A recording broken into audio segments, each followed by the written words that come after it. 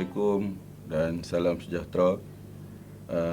Alhamdulillah hari ini kita dapat bersama-sama mendengar taklimat pelaksanaan OBE bagi persediaan akreditasi Agensi Kelayakan Malaysia MQA untuk program-program Diploma Jabatan Perdagangan JP dan Jabatan Teknologi Maklumat dan Komputer JTMK Politeknik Seberang Perai. Okey, berikut merupakan agenda yang kita akan tengok bersama sepanjang tempoh taklimat ni. Yang pertama adalah Introduction to OBE. Yang kedua adalah Curriculum Interpretation. Yang ketiga, Teaching and Learning Process. Yang keempat, OBE Assessment. Dan yang kelima, CQI, Penambahbaikan Kualiti Berterusan.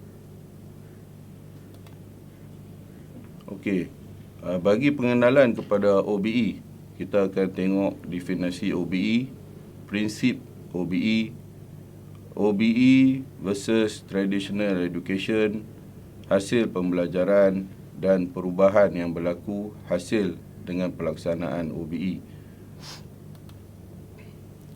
Okey, definisi OBE. Semua orang tahu apa itu OBE. OBE adalah Outcome Based Education. OBE adalah satu sistem pendidikan yang mengutamakan pencapaian pembelajaran pelajar. OBE mengkehendaki pelajar menunjukkan bahawa mereka tahu dan boleh melaksanakan apa yang dikehendaki oleh hasil-hasil pembelajaran, iaitu learning outcome. Sebagai satu sistem pendidikan yang lengkap, OBE merangkumi kurikulum, pengajaran dan pembelajaran, pentaksiran dan penambahbaikan berterusan. Berikut merupakan carta alir proses-proses yang berlaku di dalam OBE. Jadi pada mulanya, kurikulum, what the student should achieve, apa yang pelajar perlu capai. Kemudian berikut adalah OBLT ataupun Outcome Based Learning and Teaching, dan seterusnya OBA, Outcome Based Assessment, dan yang akhir sekali adalah CQI. Okey, berikut merupakan transformasi pendidikan yang berlaku dalam sistem pendidikan, terutamanya dalam politeknik. Okey, so isu yang ada adalah berkenaan dengan pematuhan kepada kehendak MQF. Okey, dan strategi yang dilaksanakan merupakan pemahaman dan penterjemahan yang seragam ke atas kurikulum semasa melaksanakan PMP dan juga proses penilaian. Dan yang akhir sekali adalah keberhasilan menjadikan sistem pentaksiran lebih objektif, sah, boleh percaya, adil dan juga fleksibel.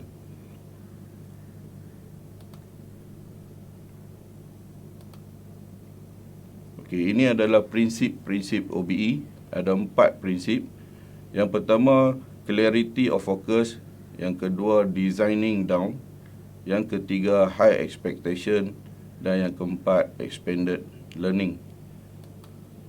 Okey, untuk clarity of focus, pensyarah perlu fokus kepada apa yang dia mahu pelajarnya faham dan buat dengan jayanya. Untuk designing down, kurikulum yang dibina dengan definisi yang jelas berkaitan dengan hasil pembelajaran yang pelajar patut capai pada akhir pembelajaran. Yang ketiga, high expectation. Pensyarah perlu menetapkan standard pencapaian yang tinggi supaya menggalakkan para pelajar faham dengan mendalam apa yang dipelajari.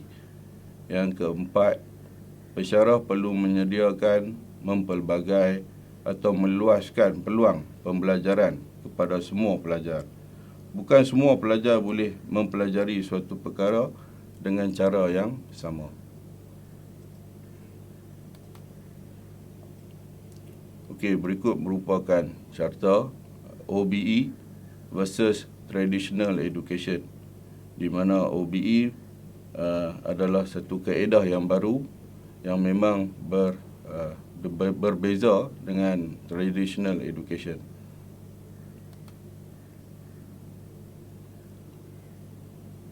Okey, pelan proses pengajaran OBE adalah berlawanan dengan pelan pengajaran traditional education. Keberhasilan yang diinginkan dipilih terlebih dahulu. Okey, kemudian barulah pembinaan kurikulum, bahan pengajaran dan juga pentaksiran yang menyokong kepada learning outcome yang dipilih. Jadi traditional education sebelum ini tidak menjadikan graduan benar-benar bersedia untuk alam pekerjaan dan juga kurang penekanan kemahiran insaniah ataupun soft skill yang diperlukan dalam pekerjaan. Contohnya kemahiran komunikasi, kemahiran perhubungan sosial dan lain-lain. Berikut merupakan perbandingan berkenaan dengan traditional education dan juga OBE. Kita ambil sebagai contoh traditional education, passive learner, examination driven, content based syllabus. Syllabus is rigid. Lecturer responsible for learning. Emphasize on what lecturer hopes to achieve. Content placed into rigid time frame. Rote learning. Manakala berbeza dengan OBE, dia adalah lebih kepada active learner. Assessment on an ongoing basis and integration of knowledge, learner-centered. Lecturer can be innovative and creative. Learner responsible for their own learning, emphasis on outcome. Flexible time frame, learner, determined pace, critical thinking, reasoning and action. Jadi dalam slide ni kita nampak perbezaan yang begitu ketara antara traditional education dengan outcome based education. Jadi perubahan yang berlaku hasil pelaksanaan OBE, tentu ada perubahan yang positif.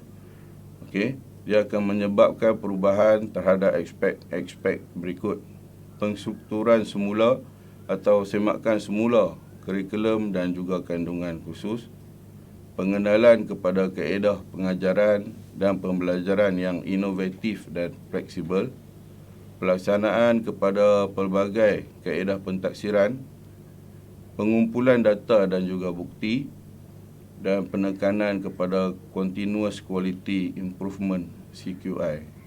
Jadi ada 5 lah hasil yang berlaku apabila kita melaksanakan OBE. Okey, bahagian yang kedua kepada curriculum interpretation, interpretasi kurikulum. Okey, yang kedua ni ini adalah proses alir yang ada yang kita boleh rujuk. Okey, berikut ditunjukkan kerangka kelayakan Malaysia MQF bagi program-program yang ditawarkan di Malaysia. Semua program yang ditawarkan di IPT di Malaysia mesti mengikuti kerangka yang telah ditetapkan ini. Jadi kalau tuan-tuan dan puan-puan perhati, kita ada 8 tahap akademik. Yang di bawah sekali itu sertifikat, sehinggalah pada tahap yang ke-8 iaitu level PhD lah. So kita ada hasil pembelajaran 5 hasil yang baru kita namakan sebagai kluster. Kalau dahulu kita namakan sebagai learning domain, dan kita berpandukan kepada sistem kredit. Jadi framework ni MQF tu second ni, MQF 2.0 lah, second edition ni dirangka pada tahun 2017 dan dilaksanakan pada tahun 2019. Okey, ini adalah surat punca kuasa penggunaan MQF 2.0. Okey. Jadi bermula dari tarikh 1 April 2020, bagi program yang memohon akreditasi atau melalui audit pematuhan perlu menggunakan sepenuhnya MQF 2.0. Jadi tak ada alasan lagi. Kita memang kena patuh kepada MQF 2.0 punya requirement. Okey, di sini adalah sedikit perbandingan MQF 1.0 dan juga MQF 2.0. Kalau tuan-tuan dan puan-puan perhati, kita sebelum ni bergantung kepada learning domain. Kita ada LD1 sehinggalah LD8. Tapi bagi MQF 2.0, kita tak namakan dah learning domain. Kita namakan sebagai kluster. Jadi kalau perhati, kita ada 5 kluster dan pada kluster ketiga tu dipecahkan kepada beberapa bahagian yang lain lah. Jadi kalau tengok total balik, kemungkinan sama ataupun lebih sedikit bilangan dia. Tapi dari segi bilangan learning domain dan kluster memang nampak perbezaan. Okey. Antara kebaikan MQF ni, bila ada perubahan-perubahan ni, titik rujukan yang sahih dan telus tentang setiap kelayakan yang berguna kepada pelbagai pengguna. Okey, memudahkan proses pengiktirafan antarabangsa dan mobiliti pelajar bagi tujuan pekerjaan dan akses kepada pendidikan lanjutan. Jadi untuk tujuan sambung belajar. Kemudian memberi garis panduan yang jelas untuk reka bentuk program, menamakan kelayakan secara sistematik dan menghapuskan kekeliruan tentang makna setiap kelayakan. Okey. Dan yang akhir sekali, memudahkan pembangunan program pendidikan yang relevan kerana hubungan erat MQF dengan pasaran kerja. Jadi ini antara kebaikan pelaksanaan OBE berikut kerangka MQF 2.0 lah. Okey, yang ni saya rasa semua orang dah bisa tengok. Domain of educational goal ni, C adalah kognitif, pemikiran. P adalah psikomotor, iaitu skill. Okay. Dan A adalah efektif ataupun perasaan lah. Okay. Jadi tiga domain ni memang kita pernah jumpa dalam syllabus lah. Semua orang pernah tengok lah, C, P dengan A. Jadi kita go through sikit, tengok apa yang ada dalam kandungan dia. Okay. Sebelum tu, ini adalah jenis-jenis taksonomi yang digunakan dalam kurikulum Politeknik Malaysia. Okay. Kalau dapat perhatikan di situ ada 1, 2, 3, 4 jabatan. JKE guna taksonomi Politeknik 2016. JTMK guna GGP. GGP ni adalah garis panduan amalan baik, okey, tahun 2014. JP dan JKM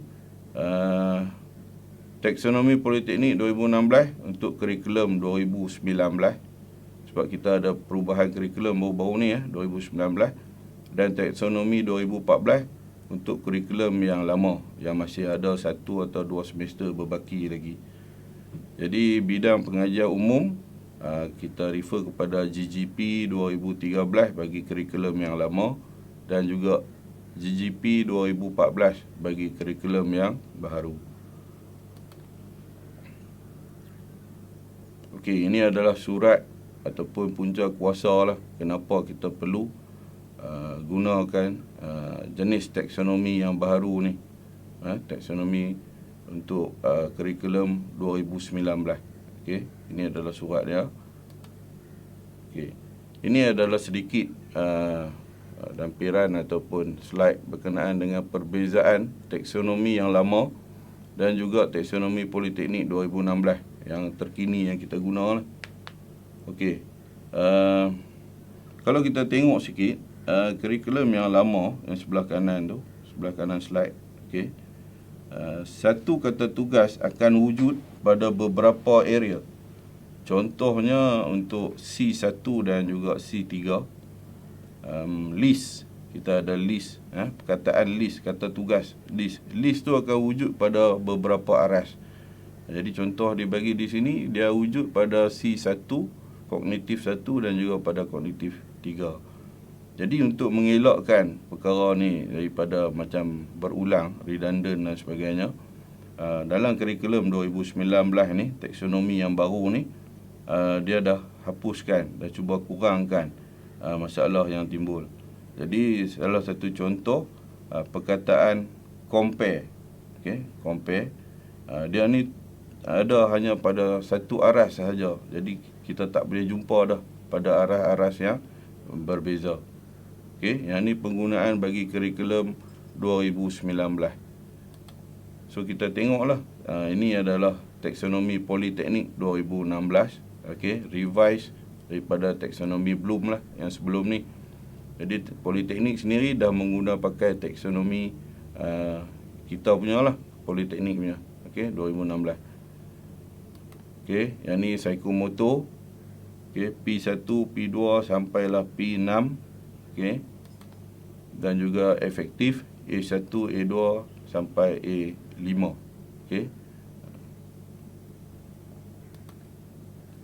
Okey, hasil pembelajaran. Learning outcome ataupun apa yang dipelajari itu adalah fokus OBE dalam pembelajaran. Learning outcome adalah kenyataan-kenyataan yang spesifik mengenai pengetahuan, kemahiran dan kebolehan. Yang itulah CP dengan A tadi tu yang dipunyai oleh setiap pelajar. Jadi dia perlu dinilai. LO boleh ditunjukkan oleh pelajar apabila tamat sesi pembelajaran atau satu siri sesi pembelajaran ditamatkan. Okey. Kemudian LO, yang ni semua orang tahu lah. CLO adalah Course Learning Outcome, PLO adalah Program Learning Outcome, dan PEO adalah Program Educational Objective. Okey. Dan kita benda-benda ni, CLO, PLO, PEO ni kita biasa dengar. Tapi mungkin pada pensyarah modul kita hanya melaksanakan CLO. Yang PLO ni mungkin bagi ketua program dan peringkat yang lebih tinggi lah. Jadi LO ditempatkan pada setiap aras tahap kandungan kurikulum. LO pada setiap aras adalah khusus bagi aras tersebut. Jadi setiap aras ni perlu dinilai lah.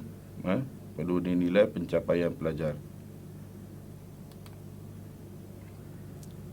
Okey, klasifikasi dokumen kurikulum. Dokumen ini diklasifikasikan sebagai dokumen terhad atau restricted, dan pengedaran salinan terkawal dokumen hard copy ataupun soft copy adalah terhad kepada tenaga pengajar politeknik sahaja. Jadi perkara ni adalah sulit lah. Kurikulum ni adalah dokumen yang sulit. Urusan dokumentasi salinan terkawal dokumen kurikulum ini perlu mengikut keperluan sistem pengurusan kualiti politeknik masing-masing. Edaran salinan terkawal dokumen hard copy ataupun soft copy perlu disahkan oleh pegawai kualiti politeknik. Edaran salinan terkawal dokumen adalah tidak dibenarkan kepada pihak luar.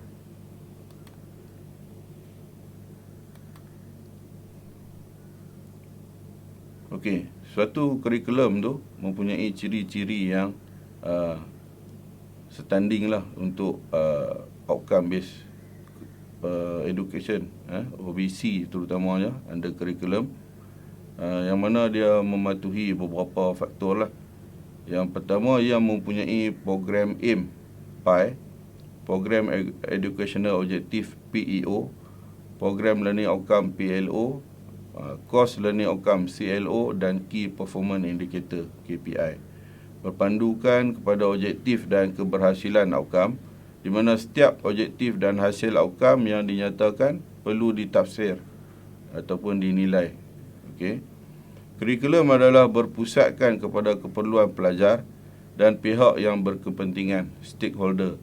Setiap learning outcome yang diinginkan perlu ditaksir menggunakan petunjuk prestasi yang sesuai. Okey, ini sambungannya. PEO dicapai di dalam 3 hingga 5 tahun selepas pelajar itu tamat bergraduat. Dan PLO mengandungi semua kebolehan yang pelajar patut capai sebelum pelajar tamat bergraduat. Okey.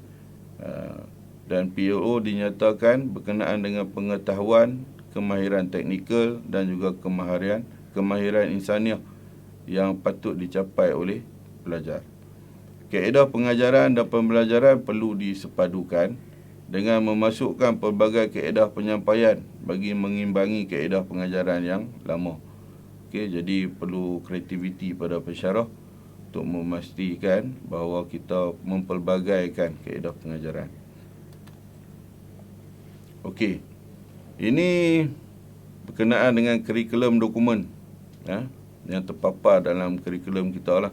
So, apa yang ada dalam kurikulum tu ada nampak dua bahagian. Yang pertama adalah program information. Program information ni pecah kepada 3 kat situ. Program overview, kita nampak introduction, ada synopsis, ada job profile, kemudian ada vision, ada mission, PEO dan juga PLO. Kemudian kita jumpa juga program structure. Okey. Metric of PLO versus PEO, metric of courses versus PLO, dan kita akan jumpa juga total credit untuk setiap syllabus. Okey. Kemudian course information, ini lebih pada detail lah. Course information page, course title, instructional duration, credit, prerequisite, learning outcome and summary. Kemudian kita masuk kepada syllabus, assessment dan juga reference. Okey. Kemudian kita juga jumpa student learning time, SLT, dan assessment specification table, AST. Okey, yang ni benda-benda ni memang ada dinyatakan dalam syllabus yang kita terima lah. Okey, sama ada kurikulum yang baru ataupun kurikulum yang lama, masih sama lah. Okey, DK, doubling knowledge. Okey, kalau kita perhati kat sini, DK ni ada sampai 7 lah. DK1, DK2, DK1 natural science, DK2 mathematics, DK3 engineering fundamental, DK4 specialist knowledge, DK5 engineering design, DK6 practical engineering knowledge, DK7 knowledge on issue and approach. Okey. Jadi DK ni dia relate dengan cluster. Kalau dulu kita tak sebut cluster, dulu kita sebut sebagai learning domain. Sekarang ni kita dah tak sebut learning domain dah. Dia dah ubah kepada cluster yang 5 tadi. Jadi doubling knowledge ni adalah satu lagi standard kepada pengukuran yang diletakkan bersama di dalam syllabus. Okey. Jadi kalau tuan-tuan perasan, dekat ujung setiap baris syllabus yang ada, kadang-kadang dia ada dalam bracket. Okey, dalam kurungan dia nyatakan DK yang ke berapa. Maksudnya dia relate dengan doubling knowledge. Okey, ini OBE outcome level. Okey, kalau perhatikan kita ada 4 level daripada atas: national level, institution level, program level dan juga course level. Jadi yang kita mengajar dalam kelas tu lebih kepada course level lah. Bila habis saja satu subjek, compile dengan subjek-subjek yang lain, dia dah jadi program level. Okey.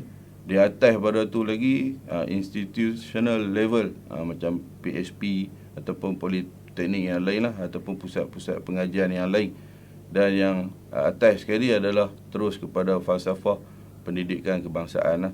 Jadi apa-apa dia bermula daripada classroom lah, daripada bawah, course level, maksudnya syllabus apa semua tu kena pantau dengan betul dan kena susun dengan betul. Okey, ini adalah student learning time, okey, SLT, jam pembelajaran berpandu, okey, ataupun dependent learning. Kemudian jam pembelajaran kendiri, independent learning, jam penilaian formal assessment. Jadi kalau kita perhati dalam slide ni, yang dependent learning ni dia bahagi kepada 2. Satu F2F, face to face, dan satu lagi non face to face. Maksudnya pelajar tu buat pembelajaran kendiri lah. Okey. Jadi SLT ni penting juga sebab kita nak tahu bilangan jam yang pelajar perlu duduki sebelum kita gunakan maklumat SLT ni untuk pengiraan kepada kredit hour. Okey, apakah itu kredit? Kredit ialah ukuran kuantitatif yang mewakili isi padu pembelajaran atau beban pembelajaran SLT untuk mencapai set hasil pembelajaran. Okey, kalau kita tengok kat sini, 1 kredit bersamaan dengan 40 SLT untuk 1 semester. Okey, jadi bagi kursus diploma, kredit nominal 16 jam lah per semester dan kredit maksimum 20 per semester. Okey, yang ni yang telah ditetapkan lah. Okey, special requirement to deliver the course. Jadi ada kursus-kursus tertentu yang memerlukan kepada sumber khas, ya, ataupun keperluan khas yang berkaitan dalam penyampaian setiap kursus. Jadi contoh kat sini, kursus yang diberi contoh adalah DEE. Okey, keperluan khas tersebut termasuk peralatan, perkakasan, trainer kit, perisian dan lain-lain yang berkaitan. Jadi untuk DEE ni, PCB design ataupun software yang digunakan adalah bergantung kepada pemilihan ataupun bajet politeknik lah. Okey, jadi dia perlu kepada satu sumber khas baru boleh melaksanakan kursus tu. Okey. Okey, selesai yang agenda yang kedua tadi, curriculum interpretation. Jadi curriculum interpretation ni akan disampaikan lebih lanjut, lebih detail daripada ketua program masing-masing lah di jabatan masing-masing. Tujuannya adalah untuk beri lebih kefahaman lah, bila mana ketua program sendiri yang mengendalikan, sebab silibus kita tak sama. Okey, jadi adalah lebih baik kita bagi peluang kepada ketua program dan juga ketua jabatan sekiranya boleh untuk sama-sama kita duduk dan bagi taklimat berkenaan dengan curriculum interpretation. Okey, yang seterusnya kita pergi kepada teaching and learning process. Okey, ini adalah flow chart ya, process flow. How to make the student achieve the outcome, learning and teaching. Okey. Ini adalah komponen-komponen yang ada untuk memastikan OBE itu dapat dilaksanakan. Pertama tadi kita dah tengok berkenaan dengan curriculum. Okey. Yang kedua, instruction, teaching and learning activities. Okey. Yang ni prepare by lecture. Dan yang ketiga adalah assessment, iaitu penilaian. Okey. Jadi ada 3 komponen ni barulah OBE itu dapat dilaksanakan, tapi masih belum selesai sebab ada satu lagi, iaitu adalah CQI. Okey. Constructive alignment. Okey, proses untuk menghasilkan suasana pembelajaran yang menyokong aktiviti pembelajaran untuk mencapai keberhasilan yang diinginkan, ataupun short form dia CA. Constructive is what learner does to construct, okay, meaning through relevant activities, dan juga alignment is what teacher does. Jadi yang konstruktif tu lebih kepada pelajar, yang alignment ni lebih kepada pensyarah lah. Okay, teaching method yang diguna pakai. Okey, kedua-dua ni perlu berjalan serentak dan perlu di-alignkan bersama. Kita tak boleh bagi pensyarah saja buat tugasan ataupun buat teaching and learning dia tanpa ada sumbangan ataupun daripada pelajar sendirilah. Okey, align course ni teachers, student dengan exam, penilaian lah, lebih pada penilaian. Dia perlu selari, dia perlu ada combination, dia perlu mix antara ketiga-tiga ni. Okey. Ini adalah delivery modes. Okey, kita ada pelbagai kaedah penyampaian, face to face, aktif, kooperatif, okey, technology based, experimental method, work based learning. Okey, jadi saya percaya bahawa tuan-tuan dan puan-puan semua pernah menggunakan lebih daripada satu, okey, ataupun keseluruhan lah delivery modes. Okey. Okey, kemudian agenda yang keempat, iaitu OBE assessment, penilaian. Okay, ini flowchart dah sekali lagi, yang last kat sini, yang kita nampak how to measure what the student has achieved. Kita nak mengukur apa yang pelajar telah capai. Okay, principle of assessment, okay, ada 4, iaitu validity, reliability, fairness dan juga flexibility. Jadi perlu ada gabungan keempat-empat perkara ni. Validity adalah kejelasan, reliability adalah kebolehpercayaan, fairness adalah keadilan dan juga flexibility adalah kebolehubahan. Okey, jadi prinsip ni agak penting lah untuk memastikan pengukuran tersebut benar-benar mengukur tahap pencapaian pelajar. Okey. Okey, formative assessment. Mungkin ada yang pernah dengar, mungkin ada yang tak pernah dengar. Apakah yang dimaksudkan dengan pentaksiran formatif? Okay. Formative assessment is generally carried out throughout a course or project in which the feedback from the learning activities are used to improve the process of learning. Dia berlaku pada throughout the course of project, maksudnya berlaku dalam classroom. Okay. Formative assessment is also referred to an educational assessment to aid learning. Okay. In an education setting, formative assessment might be a lecture or peer.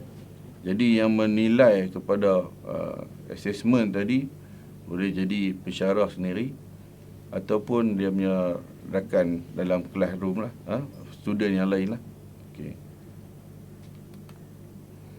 Manakala summative assessment is generally carried out at the end of the learning program. Dia berlaku pada penghujung kita punya penilaian tadi. Berbeza dengan formative, dia di sepanjang. Summative assessment are typically used to assist student across grade. Jadi yang ni untuk tujuan grading. Okay. Summative assessment are evaluate and often in form of a report for a third party. Okay. Jadi kita boleh tengok sikit apa dia comparison. Okay. Formative dengan summative. Mereka beritahu kat sini, Albert Steak kata, when the cook taste the soup, that is formative. When the guest taste the soup, that is summative. Maksudnya yang summative ni orang luar, pihak ketiga yang menilai. Kalau yang formative, mungkin di kalangan pensyarah ataupun rakan-rakan dia yang menilai. Itu perbezaan tentang formative dengan summative.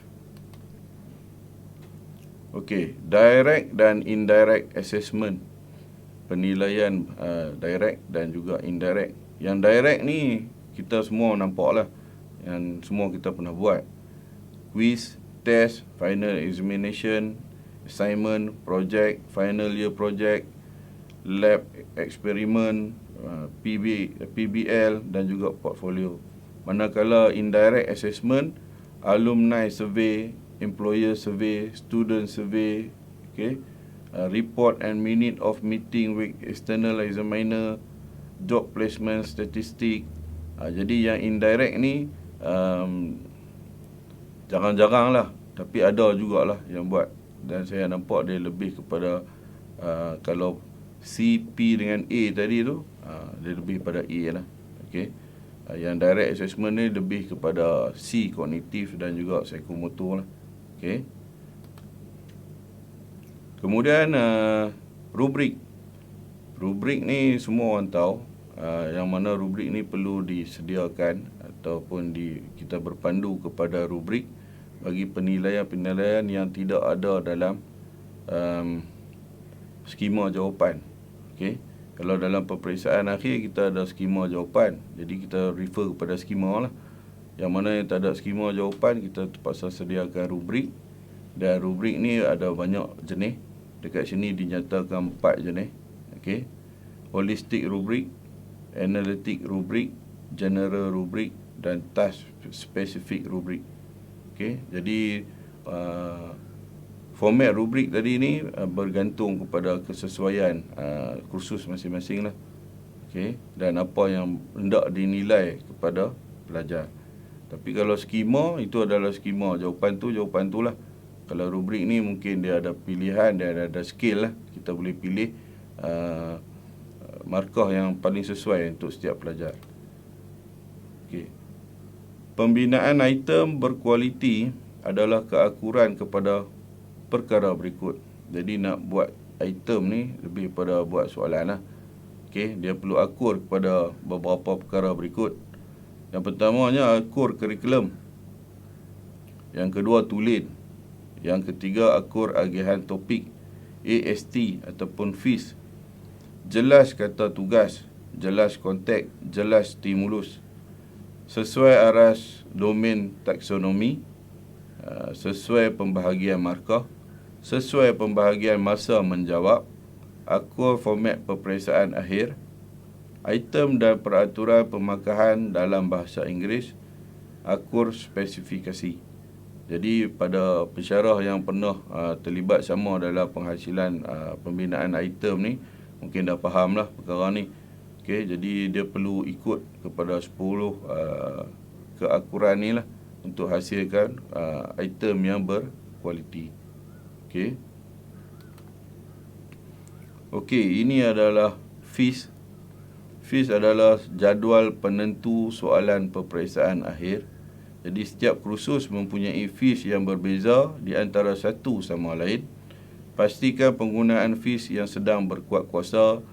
Edaran fees adalah terhad kepada pensyarah sahaja. Pelajar tidak dibenarkan melihat fees. Jadi kita ada jadual fees yang berkuat kuasa sekarang ni, kita ikut yang tu lah. Okey, untuk penentuan soalan peperiksaan akhir. Okey, jadi dalam pembinaan item, mungkin pensyarah yang pernah terlibat dia faham lah. Okey, kalau bukan peperiksaan akhir, kita guna yang lain pula. Nama dia CIS, Coursework Assessment Item Specification Table. Okey, yang ni lebih kepada penilaian berterusan lah. Contohnya kita nak buat soalan bagi kuis ke, EOC ke, ataupun test ke dalam classroom kita kan. Kita boleh berpandukan kepada table ni lah. Okey, jadi yang ni agak berbeza dengan yang fees, sebab fees untuk peperiksaan akhir. Biasanya yang ni untuk penilaian berterusan. Okey, itu saja untuk assessment. Dan yang akhir sekali kita nak masuk kepada bahagian CQI, Continuous Quality Improvement. What is Continuous Quality Improvement? CQI is an approach to quality management that builds upon traditional quality assurance methods by emphasizing the organisation and system. Jadi dia terlibat samalah pengurusan dengan sistem. So kita nak cari loop dia, kita nak tengok balik dia punya aturan supaya apa yang tertinggal, apa yang tidak dicapai dapat diperbetulkan. Okey. Jadi kalau outcome based education closing the loop ni, dalam jadual ni setiap peringkat untuk course outcome pun ada CQI, program outcome pun ada CQI, dan juga program objektif pun ada CQI. Jadi setiap peringkat tu perlu dilaksanakan CQI. Okey. Okey, yang ni yang CQI bagi CLO. Kita semua buat. Nama dia adalah Course Lecture and Course Coordinator. Kemudian CQI bagi PLO. Nama dia PLO. Yang ni biasanya dibuat oleh Head of Program. Dan juga CQI PAO. Yang ni questionnaire lah. Yang ni tanggungjawab kepada management lah, ataupun bahagian alumni. Okey, yang biasa kita nampak adalah core dengan PLO lah. Okey. Jadi untuk course lecture, pensyarah-pensyarah yang mengajak subjek, kita mulakan daripada merangka untuk PB, CLO kita. Okey. Apa yang ni semua bergantung kepada kesesuaian syllabus lah. Okey, kemudian kita terima contohnya tugasan pelajar, kita buat pemangkahan. Okey, dah siap markah, dah siap final kalau ada final. Kemudian kita nak sediakan core. Core ni boleh buat dalam pelbagai bentuk lah, data-data yang terlibat termasuk juga graf dan sebagainya. Kemudian kita nak buat review, analisis, dan kita nak mesyuarat bagi CQI lah. Kita nak tengok apa improvement yang kita boleh buat, terutamanya untuk course lecture ni, teaching and learning teaching and learning method. Okey, ini adalah contoh penulisan CQI. Okey, dia kata pada core ruangan komen ni perlu ditulis, letakkan cadangan CQI yang boleh diukur dan dibuktikan lah. Okey, jadi kalau kata untuk bab 1 contohnya ada sampai 6 bab ataupun 5 bab. Bab 1 tu kita nampak attainment pelajar tu kurang memuaskan. Jadi kita buat penulisan CQI ni berpandukan terus kepada bab 1 tadi. Jadi lebih spesifik, lebih baiklah. Okey. Okey, penulisan CQI tertumpu kepada topik yang terlibat. Yang ni course coordinator, penyelaras modul. Okey, biasanya kita akan himpunkan maklumat-maklumat ataupun data-data akhir lah daripada pensyarah-pensyarah yang lain untuk dihimpunkan. Okey, kemudian akan dibawa kepada meeting mesyuarat pengurusan untuk subjek tu. CQI ditulis dalam minit mesyuarat khusus di hujung semester. Okey, yang ni head of program, ketua program lah. Okey, saya pun nak cerita pun saya mungkin salah faham sikit kot, sebab saya tak pernah jadi ketua program. Jadi ketua program ni lebih faham lah apa yang perlu dilaksanakan, dan biasanya loop tu perlu ditutup lah. Analisa PLO untuk semua program, kenal pasti CQI mengikut subjek, pantau PLO selepas pelaksanaan CQI pada semester berikutnya. Okey, jadi supaya perkara tu tidak berulang, attainment yang tidak tercapai tu tidak berulang, berpandukan kepada core tadi. Jadi hak yang floor tadi tu boleh ditambah baik lah, ditambah baik pada semester yang berikutnya. Jadi perbezaan antara semester semasa dengan semester yang kehadapan nanti perlu nampak perbezaan lah, supaya menunjukkan sebagai bukti lah kata benda ni dah diambil tindakan untuk penambahbaikan. Okey, ini adalah lampiran ni overall lah. Kalau tuan-tuan perempuan boleh nampak sebelah kanan asing, sebelah kiri asing lah. Ini untuk CQI proses. Okey, sebelah kanan tu lebih pada PLO lah, yang sebelah kiri ni lebih pada CLO. Okey, course level dengan program level. Okey, itulah sahaja sebuah sedikit taklimat yang dapat disampaikan. So diharap kalau sekiranya ada apa-apa pertanyaan ataupun ni, boleh berhubung kepada penyelaras OBE di jabatan masing-masing. Okey, boleh berhubung dengan penyelaras, dan insya-Allah kita akan bantu untuk bagi explanation ataupun penerangan yang lebih lanjut lah. Okey, terima kasih kerana sudi mendengar taklimat yang agak ringkas. Dan sebenarnya taklimat ni banyak kalau nak disampaikan, slide-nya banyak, dan ni dah dikurangkan supaya lebih pada tumpuan kita lah.